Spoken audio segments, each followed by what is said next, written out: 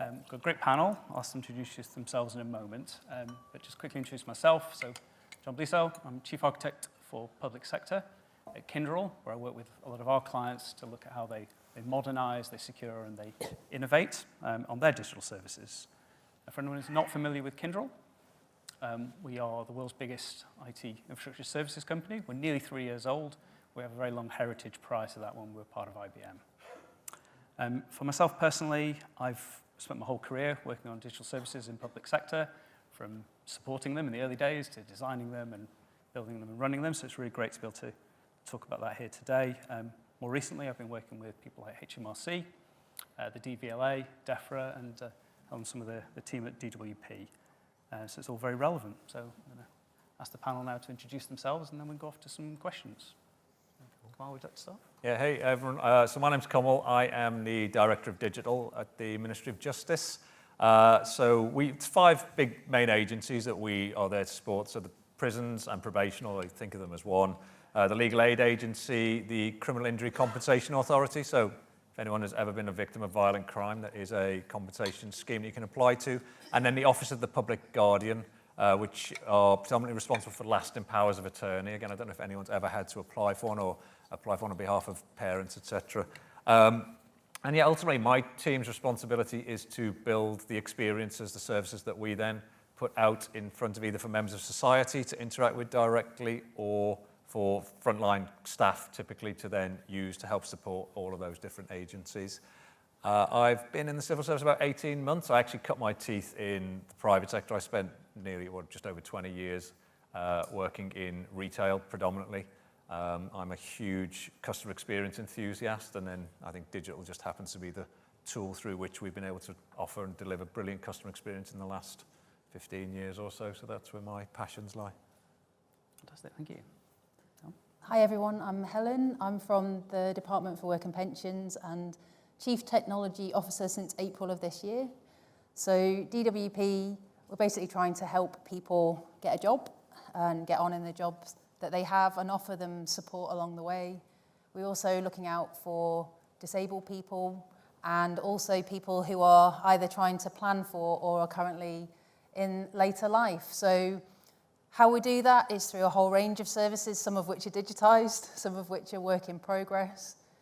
We issue about £220 billion worth of payments in any given year, the vast majority of which is the state pension, and that is to just over 20 million citizens. So to do that, we look after a huge amount of colleagues. I agree with you on citizen experience. I include our own colleagues as the people that we're here to serve as well. So just under 100,000 colleagues delivering the services that I've mentioned.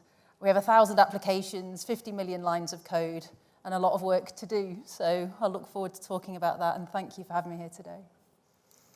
Hi everybody, I'm Ailey McLaughlin, and I'm from the Scottish Government, if you hadn't picked up already from my accent. So I'm the Deputy Director of Digital Ethics and Inclusion and Assurance, and I'm part of Digital Directorate in Scottish Government. The Digital Directorate covers quite a wide area of various things in relation to digital, as you might expect.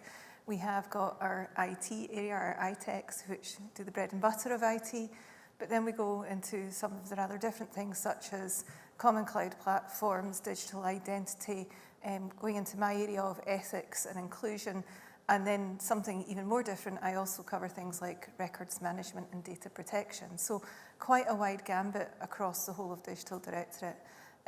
The Scottish Government obviously is quite wide-ranging, and I wouldn't suppose to speak for everybody there today in answering some of the questions, but I will answer them from the perspective of digital. I am not a technical person. I'm a lawyer by background, and I came into this career from the NHS, and previous to that, higher education and public, then local authority. So I've been in public service for many years, and I've seen many different things along the way. Fantastic, thank you. So a lot of the earlier sessions have looked back at how we've been innovating and improving services over the last 10 years. And to close out for the day, we're going to focus on the future and what we think is coming up. So for each of you in turn, can you have a think about what do you think are some of the technologies and or trends that are going to be shaping digital public services in the coming 10 years? Kamal, would you like to lead? Yeah, I think I have two thoughts on this. The first one is, it's more, they're more experiential again, I'd say, rather than a particular technology. I think where, again, come back to my retail experience, where, as the digital age came along, where retailers got good is starting to learn to operate where our customers were. And what do I mean by that? You know, originally websites launched, etc. This is still a slightly arrogant, well, you come to me, you come to my storefront, and I will then serve you either what I think is right for you or what you can go look for it. And over the course of time, we learned that we needed to operate where customers were. It's why the social media offerings all started to have shopping carts available in, you know, in Instagram, in Facebook, etc. Because we got onto the fact that you need to go fish where the fish are. Don't try and bring them into you.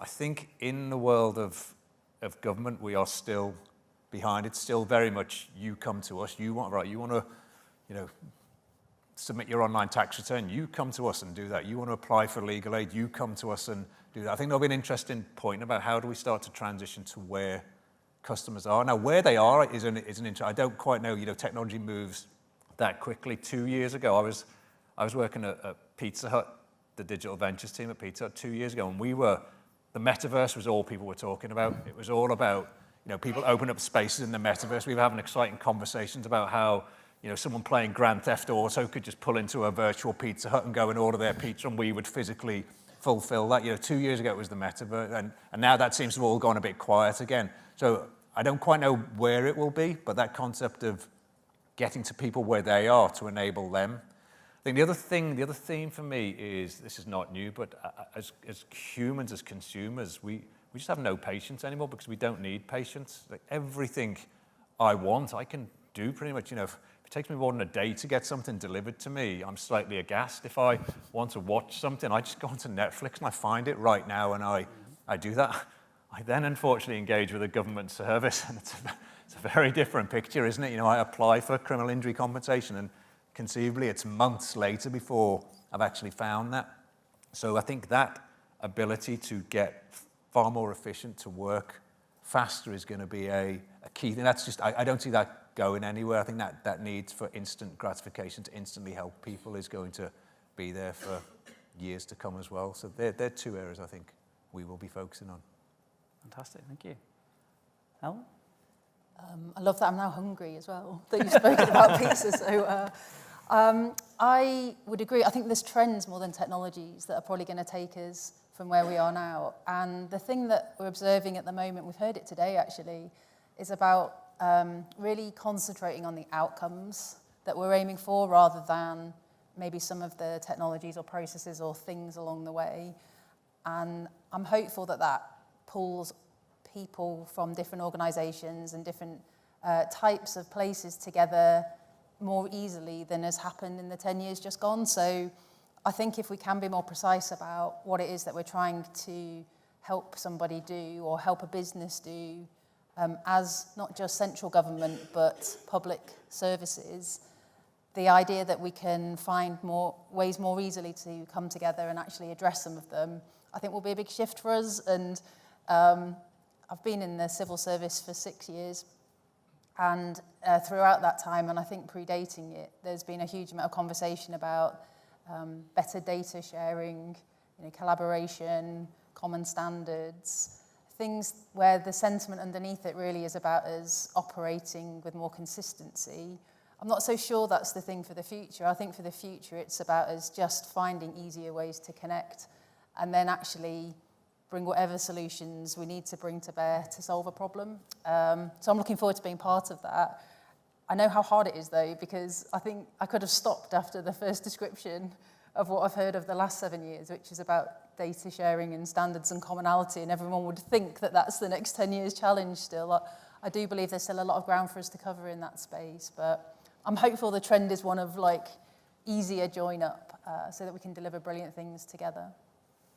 So I agree with both the two previous speakers, but I'm going to do a little bit of a different angle here. So Helen's made some really interesting points there about data sharing, but actually there's a lot of data out there that's already available that we're just not utilising. And I think that as policy professionals, we need to get better working hand in hand with our data analysts to actually really identify that and really think about the demographics that we serve. Because if we don't understand the demographic that we serve and also their wishes around about how they will be served, so then picking up on Kamal's point about, taking it to people rather than inviting them to us, then we're not actually going to be successful, because we will always have a perceived barrier between people and the state. And so I think with that, what we have to do is also start thinking a bit more ethically and start thinking about actually what society have we created collectively, being private, public and third sector, and how that society needs to have the conversation with citizens to make sure they understand the type of society that they're in and actually participate towards enhancing that in a different way. So if we're in a digital information society that needs that instant gratification, that's used to sort of gamifying and all of these really positive things, really, then how do we adjust people's thinking to make sure that they still understand what the contract is between the state and the citizen in terms of delivery of services and what that means at an individual organisation and state level? And I just don't think we're there yet. Fantastic, great answers. So I said technologies or trends, and you all very nobly took on trends and didn't resort to technologies. So I'm going to have to be the one to say AI first.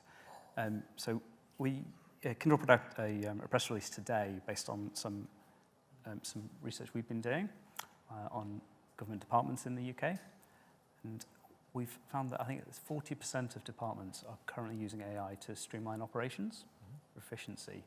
And that for generative AI, there's 63% of departments where staff are allowed currently to use the technology.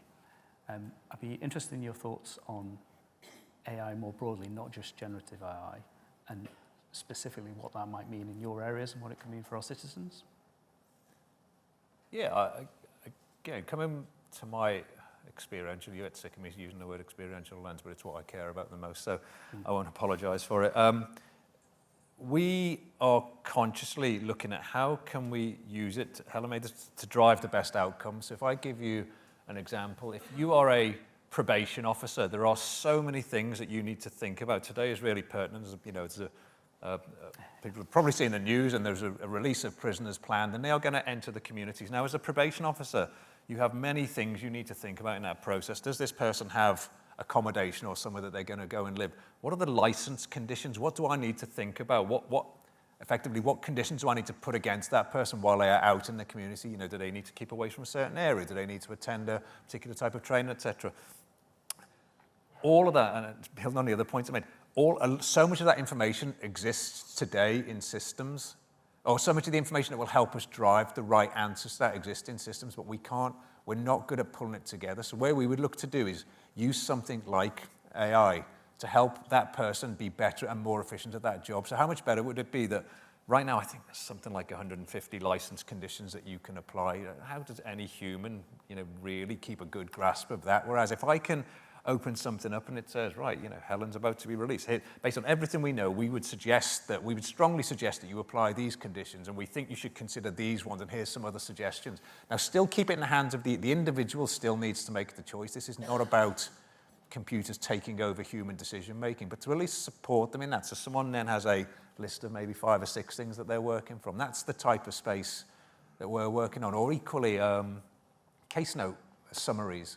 Again, if I'm a prison offender manager and I'm about to go and meet a prisoner, I might want to know what's their history of violence. Now, what I don't have time to do is look through probably 4,000 pages worth of notes, both on paper and on systems, to work it out. However, if I can just say, does this person have a history of violence? And it can sort all that for me and give me a quick summary. It says, here's, based on the last 10 years, what we know, here's the examples. That's where it becomes a lot richer for us. So they're the types of spaces we're looking to operate in. I guess my final comment, though, is we are trying to start really small and really safe. I think everyone's aware of the challenge that can arise. So the first example we've tried is something, again, in the criminal injury compensation place where we've just fed the scheme into a large language model. And so, particularly if you're new and you're a caseworker and an application comes in, you can just key in and just say, can someone apply twice for the same thing? It will again find the relevant paragraphs of the scheme and give you a suggestion and say, well, paragraph 21 says no, but paragraph 21B says yes in these conditions, and it helps you go and learn. Now, that's knowledge that's in the public domain. It's hard to hallucinate on, etc. So it gives us a safer starter base to try some things. And you still finish with human review. And you still finish with human review. We call it human in the loop triage because we know that the human still needs to be in that loop. And so again, we're not making a suggestion. We're giving them pointers from a however many 100 paragraph scheme to say, these two are the pertinent ones. Fantastic, thank you. Kamal, I recognise a lot of that because this idea of augmentation, helping somebody do a job that is kind of busy and highly pressured more easily, feels like the burning issue right now. So some of the things that we've been looking at are, for incoming posts, we get 22,000 pieces of what we call white mail every day sent to us as a department. Some of them are, general pieces of information, general letters, general inquiries, but some of them are real cries for help, actually, and getting those letters to the top of a queue so that the people that deal with them get to those ones first is really important. So, we trained a model to look for vulnerability that is now run across the letters that get received every day, and those letters get lifted to the top. So it's not about reducing the workload, actually. It's just about servicing it in a different order based on what we've been able to find out. And there's snippets of that kind of modernisation, if you like, just built-in improvement in a service offer that's happening all over the place. I do think we're going to embrace more AI enablement, partly because of the services we buy. So we know that a load of products that we get from vendors are increasingly getting AI capabilities built within them. And so naturally, as a workforce, we're going to have to evolve to better understand how to make use of that. And I think that's a very positive thing for all of us if we can grab onto those opportunities well. So I think it's about augmenting the support that we're able to offer our colleagues to be able to do their jobs as effectively as possible. We have something in our job centres as well that's just started in some of our job centres for the future, so the ones where we get to experiment with a new service offer that helps our work coaches find information more easily. It's literally, if you've got a question, it's almost like their own quick Q&A based on, the policy instructions that they have available to them already. So something that just helps surface that information more quickly and actually means that they can spend more time with the person who's come into the job centre to talk to them about help getting employment or improving their job. So they're small things, but they could amount to something that I think becomes really big. I think you asked the question about use of AI more broadly, though. So what we don't have as a department at the moment is permission, if you like, to use ChatGPT as a DWP employee as part of your day-to-day job.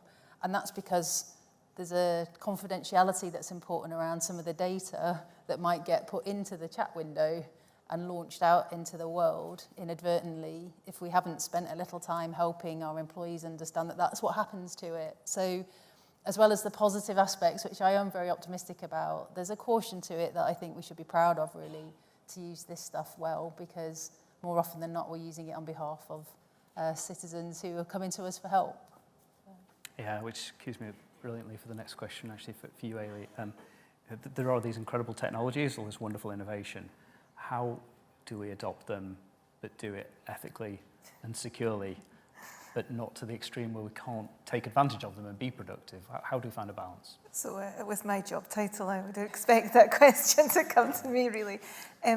So we're doing a couple of things in Scotland that are slightly different. So several years ago, when we launched our last digital strategy in Scotland, we had a section in it called No One Left Behind.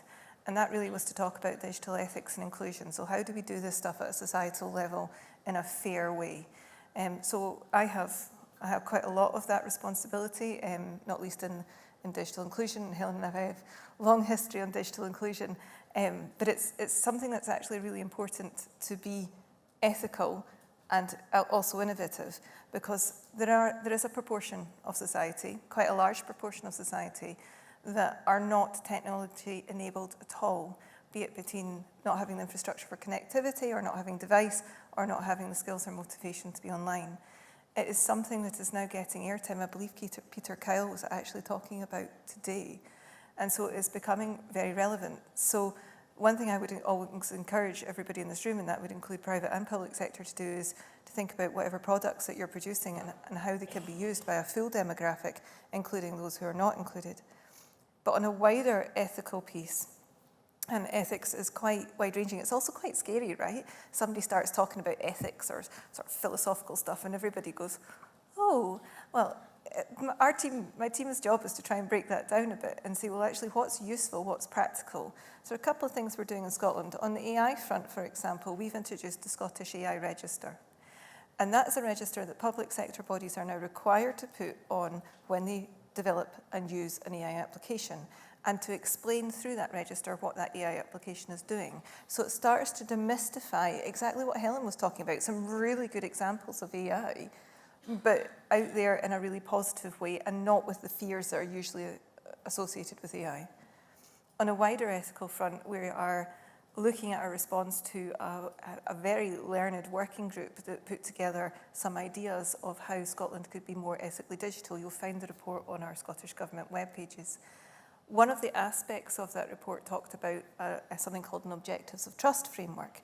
Now, I'm not saying that we're going to wholesale adopt this, but it's something that we're looking at. It was very much created by a lady called Claudia Pagliari, who's of the University of Edinburgh. And basically, it's quite a simple document that takes you through different headings to ask you questions as you develop your product, your tool, or your service, to say, is this the right thing to do? Are we doing the right thing right for the right people at the right time? And it's really simple. It touches on cyber, privacy, it touches on sustainability, net zero, it touches on, actually, is this going to be useful and used? So a wide range of questions, but on a one page. And I think that just even application of simple things like that as we innovate, as long as we're challenging ourselves with those questions so that we're doing it in the right way, allows us to be much more open and reflective with the people that we're serving, to actually say, yes, we're really thinking about this and still wanting to achieve the outcomes, which will mean you receive the service that you deserve, but we do so in an efficient and effective way. Thank you. So to be creating really good digital services and to be innovative, we need to have the right kind of culture in our organizations. Helen, perhaps you could talk a little bit about what you do in DWP to foster and encourage innovation among your teams.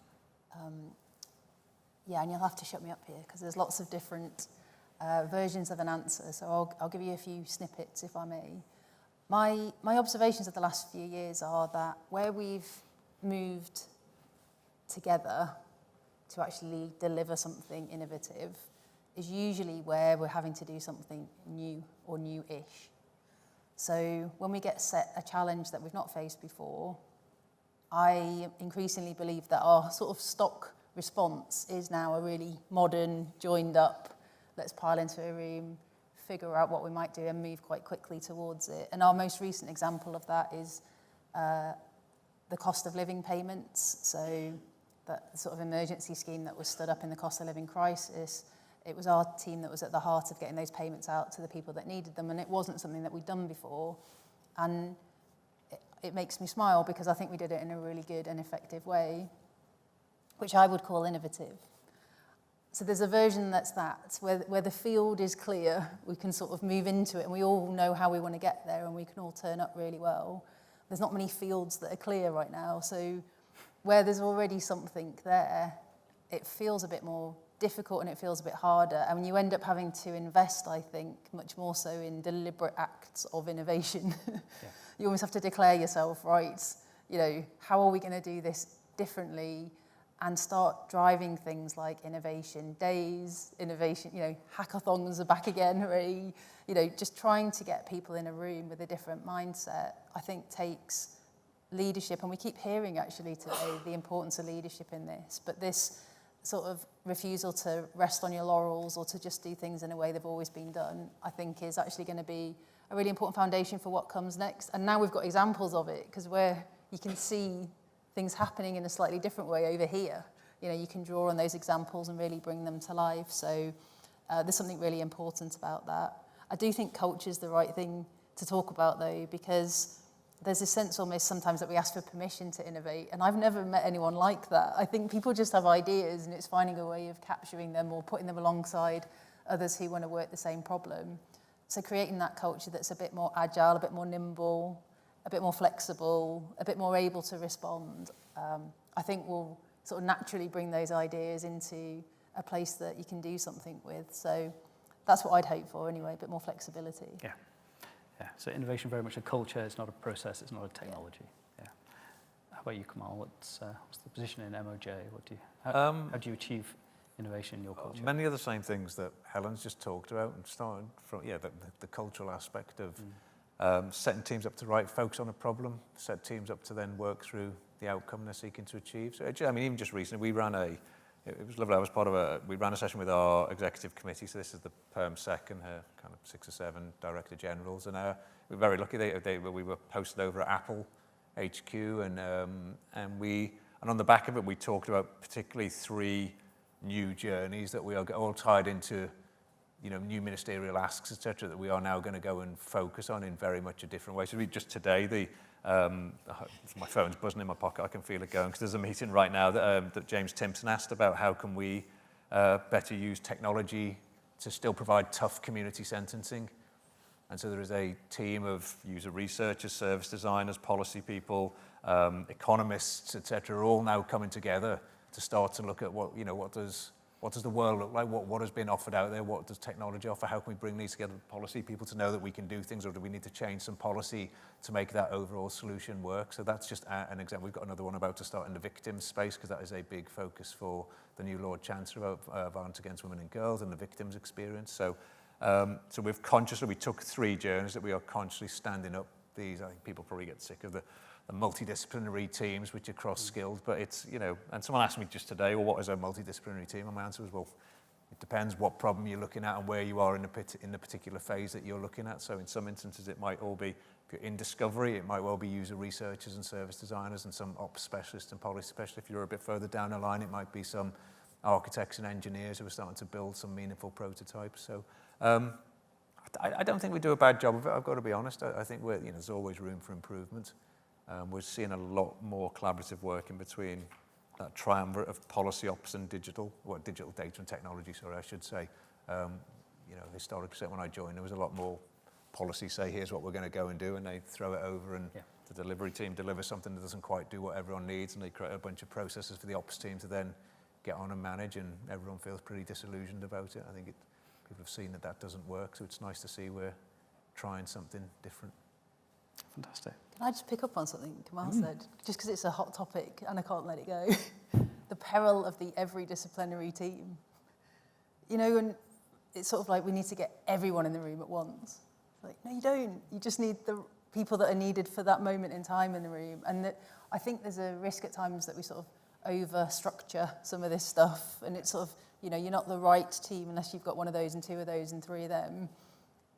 I loved how you described it. It's like at a moment in time, as long as there's rounded thinking that can come at things from a few different angles and really consider a few different options, then that's really what you need to innovate. So I have to get that out there because I keep seeing every disciplinary teams there, and then there's people sat in the back sort of not too sure why they're involved so early or so late. It's like, right, okay. Yeah. John, can I throw something slightly different in the mix for innovation? Sorry, everybody. that's why you're in a panel, isn't it? You can chuck stuff in. There's other ways to do innovation.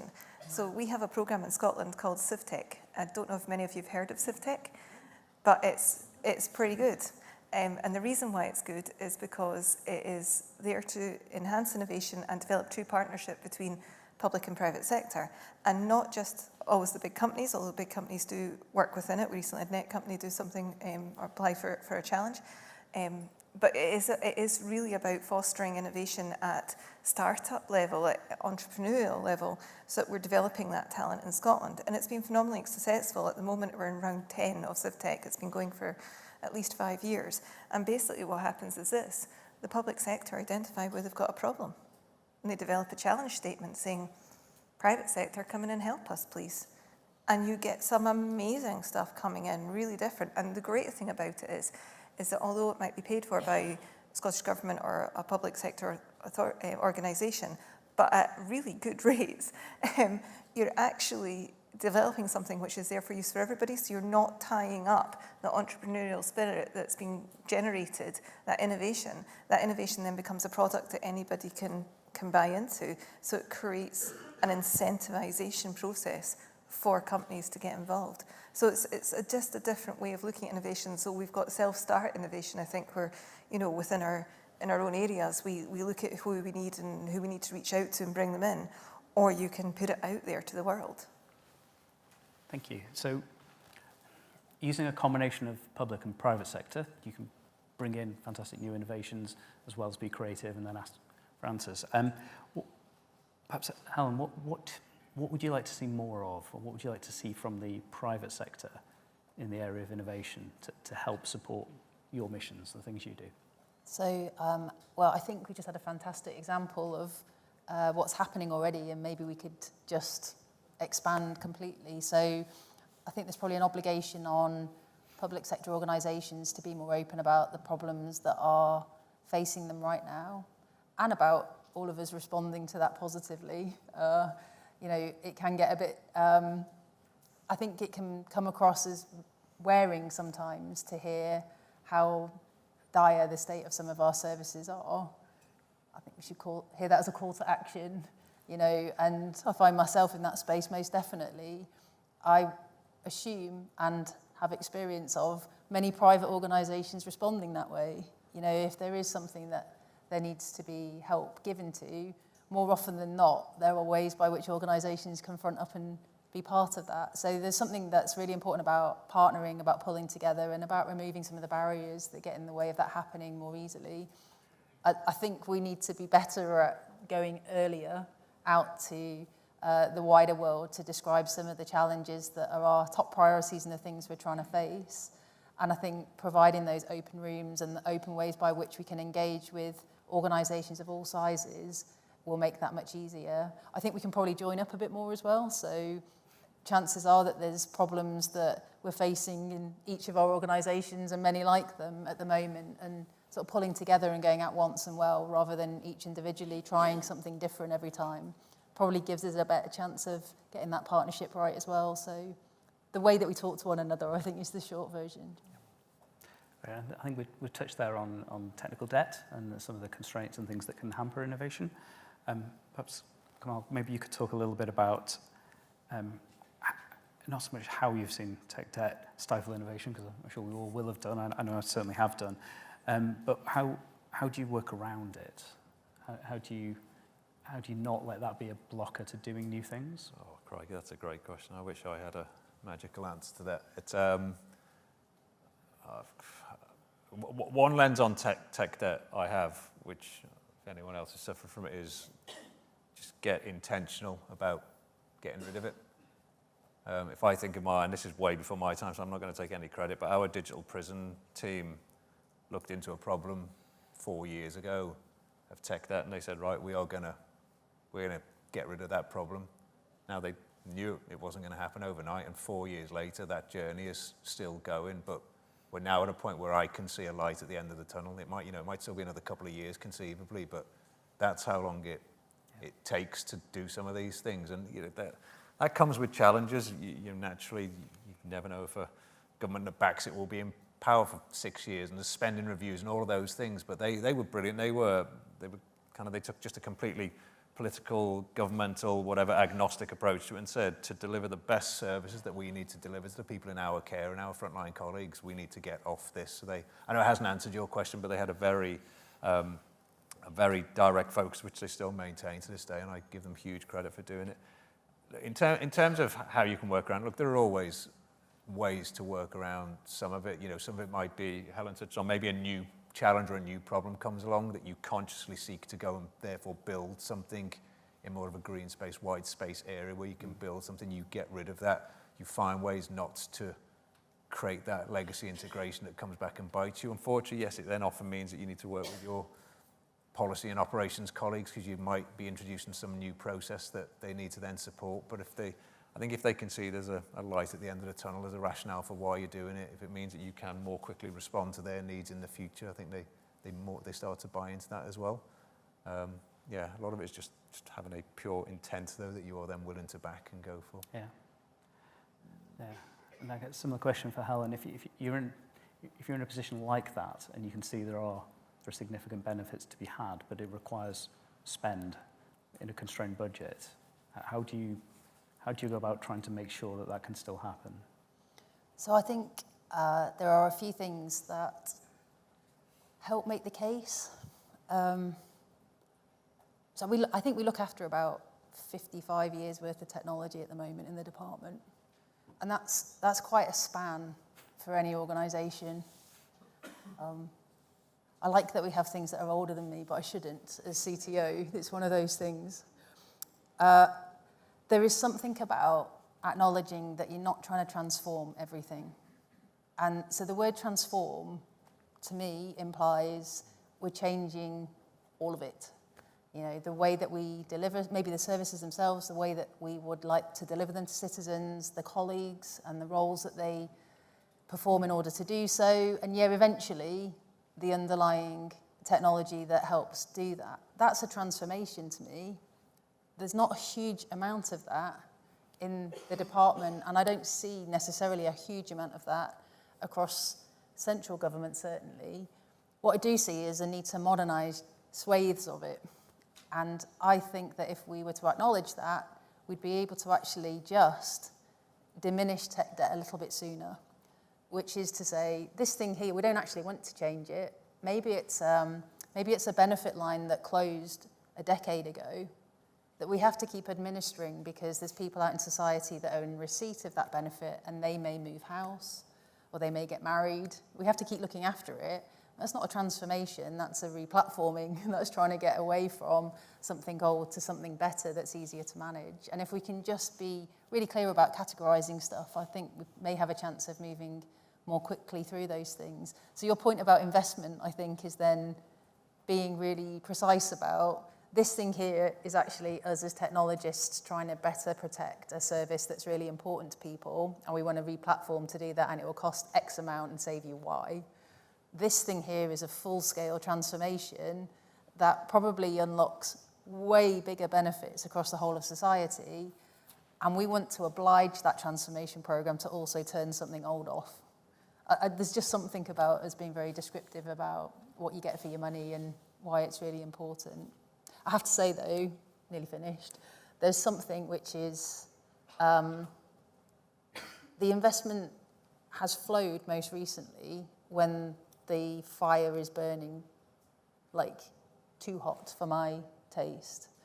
You know, there's something that it almost becomes a cliff edge before the money arrives.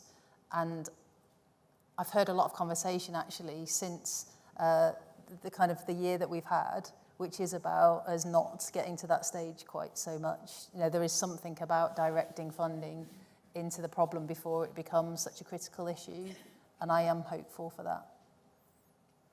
And so I would link this back to the previous question about what suppliers can do to help.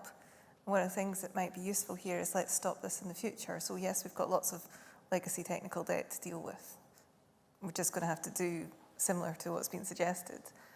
But actually, going forward, what we don't want to do is, in our transformation, is be creating now the problem of 40 years' time. So there's something about starting with the end in mind and then really thinking and being smart about, well, actually, we might not know where technology will move to and what it will look like, but let's have a much clearer idea of those points to allow that planning to be more effective. And I think that's really important as we move forward, sort of a look back and a look forward. Yeah, so learning and avoiding future technical debt. Exactly. Yeah, which you can do faster and easier now. Exactly. Before. Yeah, fantastic. In previous Building a Smarter State conferences, and I've been to a few of them, the topic of the skills gap has come up. I know it was actually covered quite well in the previous session, but we have obviously 3 new panelists, so we're still keen to get some views on that. What are you doing to try to make sure that your teams, your civil servants, have the right kind of skills, whether that's the soft skills around innovation or the technical skills around the things that they can use to make sure that they're ready to build that next generation of services? I don't know who'd like to talk about I'm that. happy to jump in there. So we've got a couple of things that I wanted to highlight. First of all, in the Digital Directorate, there's something called the Scottish Digital Academy, and that's a Scottish Government-run academy for basically helping people to understand digital and digital transformation and what it all means better. And they've got different programs aimed at different types of people. So there's leadership ones, there's more technical ones for people in the DDAP profession, and then there's kind of the more general ones of just what is all this about, because everybody at all levels kind of needs to understand that and how it applies to them. So that's been incredibly successful in terms of it's not just for Scottish Government, it's actually for public authorities as well. And therefore you're spreading that learning and you're sharing and you're creating networks, which I think is really important, support networks, as people go through this pain in different ways of how they support each other. So I think doing something like that is incredibly simple. And I know that, you know, downstairs there was definitely things about, you know, government data and learning and things like that. So there are other examples of it, but that's just one quite good example we have. But we also have some other programs that have come up in Scotland and they're actually aimed at women, because I hate to say this, guys, but there seems to be a lack of women in this area, right? So, you know, there's a programme in Scotland called the Empowering Women Programme. I think it's actually for the entirety of the UK. These move around UK, and there's two streams: empowering women to lead transformation, digital transformation, and empowering women to lead cybersecurity. And again, it's for leaders and aspiring leaders. So if you've got people in your teams that could benefit from that, then, you know, please look at it. And it's not just for public sector, it's for private sector too. Fantastic, thank you. Any other thoughts and comments on skills? Just a lot resonates, I think, and there's a huge investment of people's time at the moment in reskilling. That's what I've observed. So there's something, we have a fantastic apprenticeship program, and I'm smiling because, you know, it's the most enthusiastic, energetic group of people you're ever going to meet is an apprenticeship scheme. And I don't just mean new entrants into an organisation, but those that have chosen to reskill within it. And it's been hugely successful in helping people move from one skill set into another, usually one with the future in mind, rather than our COBOL supplementary module that Thomas was very kind to point out earlier. That in itself is really important for our organisation, and brings me on to my point actually, which is you sort of have to know the skills you're aiming for in order to then support them coming through your organisation. And I think there's something about us being clearer for those around us about what that looks like. So one big thing last year for the civil service was fantastic, you know, an investment in better understanding the use of data and how it can help drive insight. Our department, I'm really proud, was a huge contributor to the completion rate on one big thing, because our PermSec was a huge advocate for it, because he believes firmly in the power of data to drive decision making. So there's something about leadership, there's something about signalling, and then, yeah, there's something about the structures and the schemes that you can put in place to support that. I agree with your point on partnering as well. So the way that we try and establish teams now is to help people grow, regardless of which organisation they're from, but using the expertise of each organisation together, and that has proven really powerful. Thank you. Really, really good session. Thank you to all the panel. A round of applause, please, and then I'll hand over to Matt.